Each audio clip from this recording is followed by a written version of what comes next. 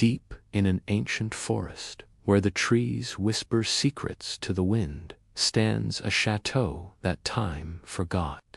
It is a place of endless halls, quiet courtyards, and a library that touches the sky.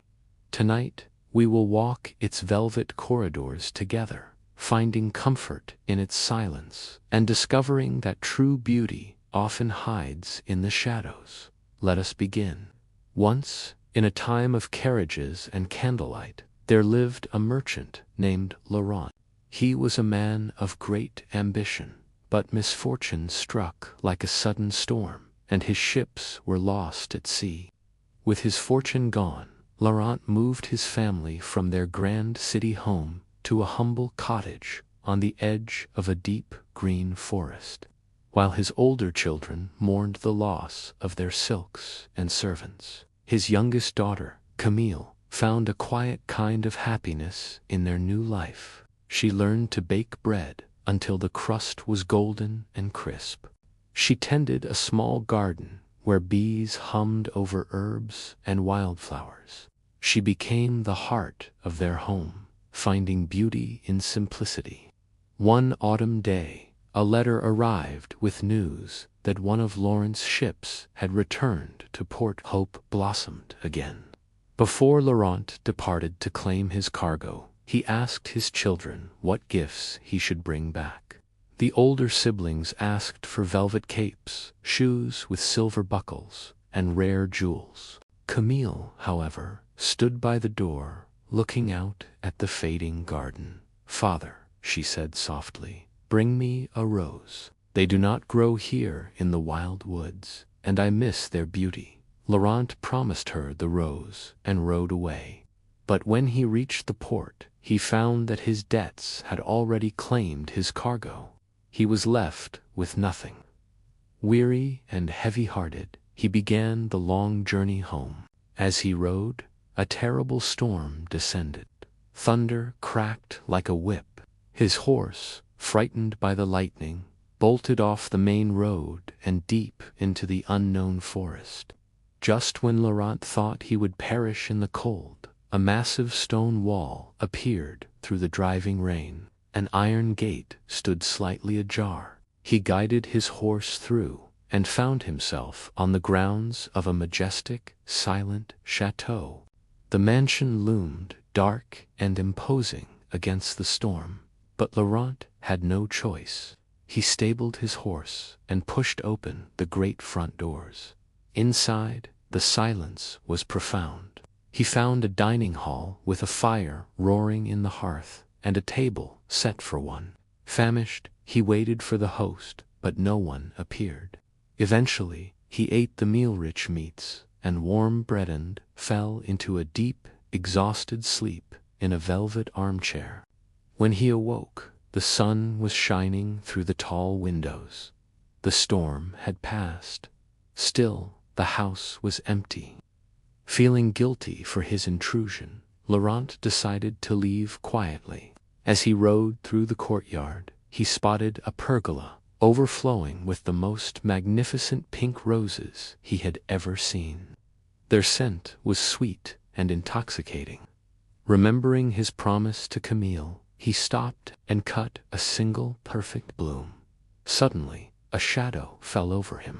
He turned to face a towering figure, a man with the face and fur of a beast. Laurent froze. "I gave you shelter and food," the beast growled, his voice deep as distant thunder. "And in return, you steal my most prized possession." Laurent trembled and explained his promise to his daughter. The beast listened, his expression softening just a fraction. "You may go," the beast said, "but one of your daughters must come here willingly to serve in your place. If she does not, you must return." Laurent returned home, heartbroken. But when Camille heard the story, she did not weep. She saw the rose, now pressed in a book, and felt a strange pull of destiny. She insisted on going. "I am strong, father," she said. "I will go." The journey to the chateau was long. When Camille arrived, the iron gates opened for her, and she stepped into a world that seemed to be held in a spell of silence. The hallways were lined with portraits of people from centuries past. Dust motes danced in the shafts of gray light that fell from high windows. She was given a room with a canopy bed and a window seat that looked out over the wild, overgrown gardens. It was lonely, yes, but it was also peaceful. Her days settled into a quiet rhythm. She dusted the grand staircase and polished the silver in the dining room until it gleamed.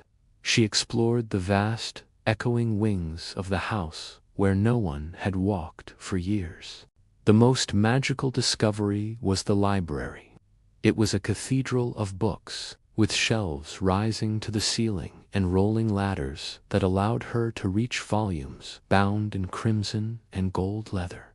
The air smelled of old paper and wood smoke. Camille would spend hours there, curled in a leather chair, reading stories of distant lands, while the fire crackled in the grate. In the evenings, she dined with the beast, whose name, she learned, was Antoine.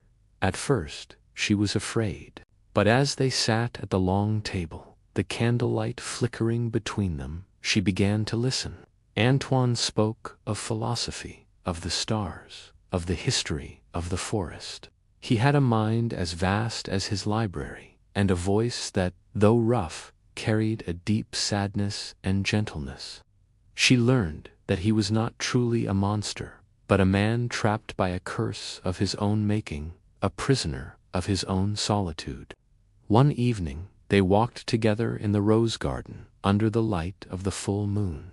The air was cool and fragrant. "You have brought life back to this stone tomb, Camille," Antoine said quietly.